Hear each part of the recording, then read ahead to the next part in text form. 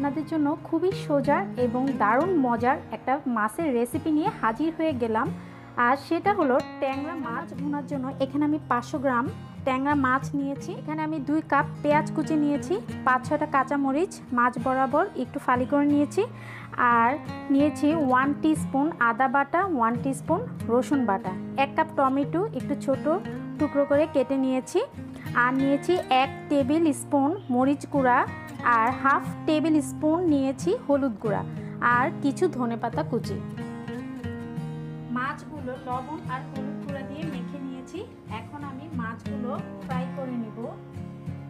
মাছ ভাজার জন্য একটা প্যানে আমি তেল গরম করে নিয়েছি। এখন আমি মাছগুলো দিয়ে দিব।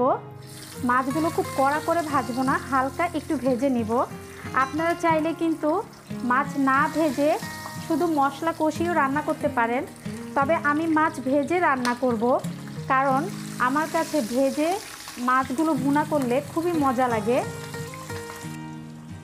চুলার আঁচটা মাঝারিতে রেখে আমি মাছগুলো ভেজে নিব। এক পাশ হয়ে গেলে আমি অপর পাশটাও উল্টে দিয়েছি। সবগুলো মাছ ভেজে নেওয়া শেষ। আমি আপনাদেরকে কাছে থেকে একটু দেখাচ্ছি। এখন আমি মাছগুলো তেল থেকে তুলে নিব। আমি মাছ ভাজার তেলেই 2 কাপ পেঁয়াজ কুচি দিয়ে দিব। পেঁয়াজ কুচি হালকা বাদামি করে ভেজে নিব।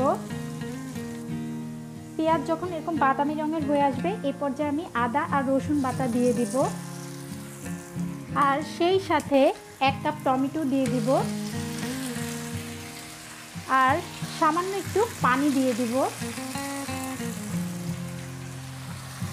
স্বাদ মতো লবণ দিয়ে দিব। দিয়ে আমি মশলাটা একটু কষিয়ে নিব, আর সেই সাথে হলুদ আর মরিচ গুঁড়াও দিয়ে দিব। দিয়ে খুব ভালোভাবে আমি মশলাটা কষিয়ে নিব। মশলা কষানো শেষ। এখন আমি আগে থেকে ভেজে রাখা ট্যাংরা মাছগুলো দিয়ে দিব। মাছগুলো দিয়ে আমি মশলার সাথে একটু মিক্স করে নিব।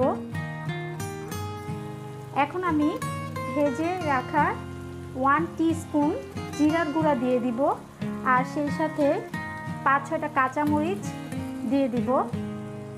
আর লবণটাও আমি চেক করে নিয়েছি, লবণটা একদম পারফেক্ট আছে।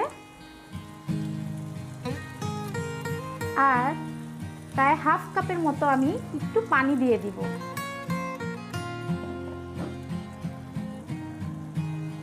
আমার মাছ রান্না প্রায় শেষ। আমি 2 মিনিটের মতো এটা একটু ঢেকে রাখবো। ফিরে এলাম 2 মিনিট পর। এখন আমি কিছু ধনেপাতা কুচি দিয়ে দেব। হয়ে গেল ভীষণ মজার ট্যাংরা মাছ ভুনা, এবং খুবই কম সময়ে এই মাছটা আমি ভুনা করেছি। আর এটা খেতে খুবই টেস্টি, গরম গরম ভাত আর এই ট্যাংরা মাছ ভুনা খুবই মজা।